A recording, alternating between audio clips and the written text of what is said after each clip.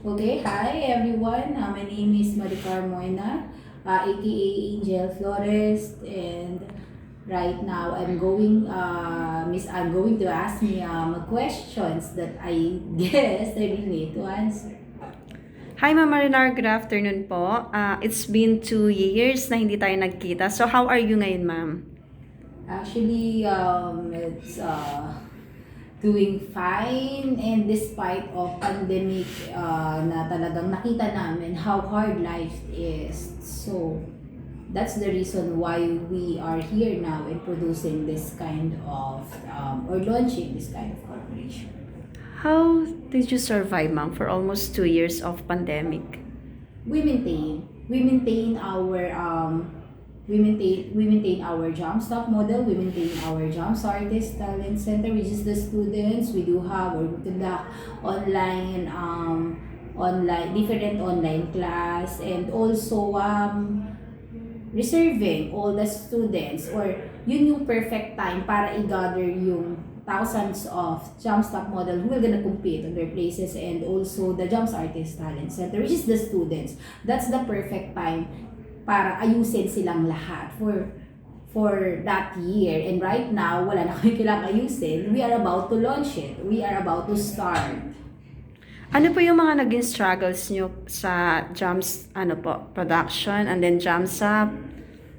Actually, Jumps Artist Production, sa lahat naman hindi lang naman sa Jumps halos lahat ng business talagang sobrang grabe yung mga naging struggles. Isa na doon yung, syempre, bawal tayong mag-conduct ng events, di ba? Instead na natapos na sana natin yung Jumpstart model natin, which is the 2020 and 2021, I guess, hindi nangyari dahil nga sa pandemic. So, kailangan namin gumawa or mag-strategize ng move, how can we able to survive it nang nandyan sila, and waiting and do different kind of activities of them online para lang at least ma-maintain natin. Ano po yung mga naging preparation nyo para ma-launch nyo po siya? Naging preparations namin is makita or tignan yung kailangan ng mga estudyante, ng mga model na meron kami ngayon. Kasi ang daming places Ang daming places na hindi nabibigyan ng pagkakataon dahil walang opportunity. So, that's the reason, again, we think and we plan a strategy para ma-reach out lahat ng mga provinces which is hindi nga nabibigyan ng opportunity, at yun yung isa sa mga naging pinakamalaking preparations namin. How can we combine all of those provinces? Ma'am, ano po yung naging, sorry for that term, yung parang, since syempre walang trabaho yung mga artist niyo po, 'di ba? So, ano po yung parang naging ayuda niyo po sa kanila para kahit papano makatulong yung Jumps? Kasi syempre yung ibang mga artist dyan talaga umaasa sa mga project, like that, as the pandemic comes, ano po?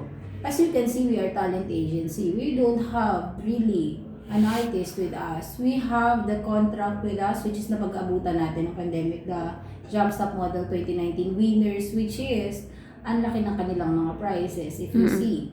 So, nasa kanila yung mga prizes nila na I guess nakatulong sa kanila ng malaki during the pandemic. Up to now naman, that prizes is too huge. And aside from that, yung mga talents is still, we refer them through other mga naiwan, sabihin natin nagtutuloy sa ganong industry, no?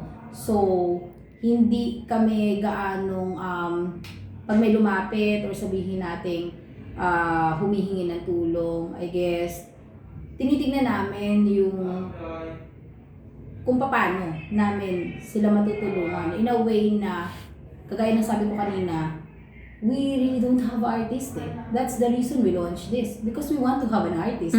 Okay. We just have the contract, which is galing pa nga sa Jumpstart model Actually, ito nga ngayon, the artist we have is si Mary Grace Escobar, the 2 subscriber, which is na yung nag-viral na nagpasalamat, ganyan-ganyan.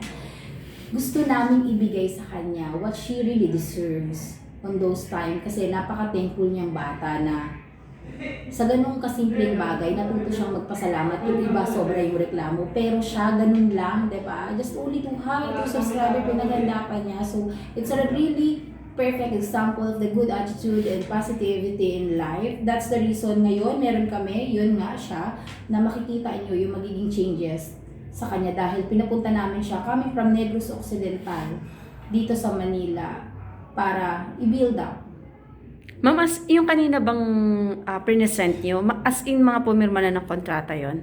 What do you mean, yung mga pinisent namin? Yung kaninang mga models doon? Yung mga models na yun ay Jumpstop Model Philippines 2019, they are the winners. They are the past winners who will gonna pass the title for the season 4, which is pinalitan na nga namin ng title. Dapat 2020 yun, diba? Pero ngayon, ang nangyari nga, naging ano na siya, season 4, para at least hindi naman ganun ka anong tignan na walang 2020 or 2021 rather. We changed it into a season 4 dahil dami-dami mga tawag dito, bawal ganito, bawal ganyan. We need to consider that we do have the category 1, which is the 6 to 11 years old, minor, the 12 to 17, minor. So, hindi naman pwedeng ituloy lang namin yung category 3 without the category 1 because the patent of this business is category 1, 2, and 3. All those ages. Paano kayo nagkaroon na interest, ma'am, sa ganitong business? Kasi 'di ba ang dami namang business na pwede mong i-manage, pero bakit ito related sa showbiz, sa modeling? Because of my husband.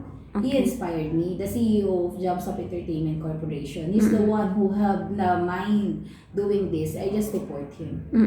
So ano po yung na-discover nyo with this business? With this business, there's a lot of dreamer na hindi nabibigyan ng chance or opportunity. So, here we are, having a Jumps Artist production under the Jumpstop Entertainment Corporation to give contract to all the aspiring and to give training under the Jumps Artist Talent Center. And if you have the competition or you want competition, we have the Jumpstop model. Also, para naman sa mga hindi nangangarap mag-artista, nakita ko yung eagerness with regards to sport, which is the basketball, because yan ang passion ni Jojo eh. Okay. Yun yung passion niya. Aside sa gusto niya mag-artista ng kabataan niya, passion niya maging basketball player. Used to be an MVP before ng kabataan niya. Talagang natigil lang. So, yun. Kaya na sinabi ko, siguro if you love someone, or if you really love the person, tapos pareho kayo ng ginagawa, at nakikita mo na yung vision niya, parang you are looking at the same direction eh. Parang anong nangyayari, hindi ko to alam, but I love what you are doing. Parang it's not all about money. It's about how you consider to give them a chance in life that huwag kang tumigil sa pangarap mo. Diba? Huwag kang tumigil sa pangarap mo. May chance. Ang kailangan lang namin, palakasin lang namin itong corporations namin, and eventually we are the one na magbibigay, kami na nag-training sa'yo, kami pa magbibigay ng project sa'yo. Diba? Kami na yung magpuproduce. Kasi kapag inilabas ka namin, how sure are we that you will gonna be an artist? Diba? That's the reason we are the one who build. Kami na magpuproduce, kami na nagpa-talent center, kami na nag-training. So, ganun siya iikot. All in. Yes. Kaya siya naging Jumpstop Entertainment Corporation, which is combining or a new revolutionary entertainment. Diba? So, yun. Ano po yung pinaka-talagang main objective ng Jumps? Ang main objective ng Jumps, sabi ko nga kanina, isa lang naman is makatulong. Doon ko pa rin ibabalik. Makatulong sa mga hindi nga nabibigyan ng chance. Dahil nanatili silang nandoon, kahit man lang sana ma-experience nila, hindi nila ma-experience, di ba? Because walang opportunity eh. And I don't want to be like others, like, magpunta pa ako ng workshop dyan, anong mangyayari doon? I just want na may pagdadalhan sila. So again, kung Jumpstop Entertainment Corporation ang magiging tanong mo sa akin, which is yung kabuuan, siya nga yung magbibigay ng project sa lahat ng nasa ilalim niya. Kagaya nga ng Jumps Artist Production, Jumps Artist Talent Center, Jumpstop Model, and the Jumps Basketball. Whatever they need, we produced. Yun ma'am, kasi yung ganitong business, hindi siya biro, especially in finance, di ba? Yes. So, paano po ninyo pinaghandaan yung ganito? Kasi ang laki ng ng corporation na sakop mo eh. On that, marami kaming siguro maraming naniwala sa objective ng ating CEO or sabihin nating visions niya, no. So maraming gustong tumulong sa vision na gusto naming mangyari. So with regards to the finances or with regards to kailangang i-ready, there's no problem on that. Last na lang po, ma'am. Mga ilang, may teleserye po ba, movie within the year? I will not reveal yet, Mm-mm. but basically kahit kami, umaasa kami na ngayon siya mai-launch. Kasi nga, kagaya ng sabi again ni Jojo kanina, which is our CEO, is kinukuha namin yung perfect department, production, that will gonna handle whatever we want to produce. The digital, the documentaries, the Lakbay Jams, which is kanina pinangalanan ng ating National Director in Acting, which is si Ems. No? So, I guess we are also praying na mailabas din siya ngayon. Kasi we want them to be perfect before Oo, tama a lot ma'am. of review will need to do. Dahil nga sabi nga sa social media, we really hate we really hate the situation that our kids, siguro naman kung sino sa atin na may anak or something, tapos makakapanood ng TikTok, tapos may mga mura, tapos may mga ganito, we really want to have or to change, or kahit paano, kahit hindi naman mapalitan, dahil gano'n yan eh, parang kahit papaano ay makagawa ng paraan para mag-improve yung nangyayari sa social media with regards to the respect, attitude, and all. That's the reason we want to produce other things, no? Na magbibigay ng dahilan sa mga kabataan natin, kasi sila yung young generation Yeah. diba? Na magpapatuloy. So ano na lang ang bukas natin? Actually. Diba? Ano na bukas natin? So, that's the main purpose of us. Bring back the history. Ano ba yung mas maganda pa yung mga palabas before. Hirayong Manawari. Yes. Ano ba? Yung Once Upon a Time Educational. before. Diba? It's really, that's the one thing we want to bring back. Open din kayo, ma'am, for other artists, not really only jams. It depends on the situation. It really depends. Because we really want to give chance. Kasi nakilala nga kami ng walang artista eh. Di pa ninindigan namin ito. Doon kami nakilala, diba? Yeah, actually. Nakilala kami as Jams, as Jojo Angel. Walang artista. Dala-dala yung masa. Bakit Tama. maraming tao? Wala naman silang artista. So, panindigan na natin. Tama. Actually, nagbi-build kayo ng artist Yes. dahil dun sa mga competition. Actually, we really want to build. Kaya lang hindi ka makaka-build kung mamimigay ka eh. You'll need to produce your own. Yes, actually. That's the finish line. Oo. Yeah.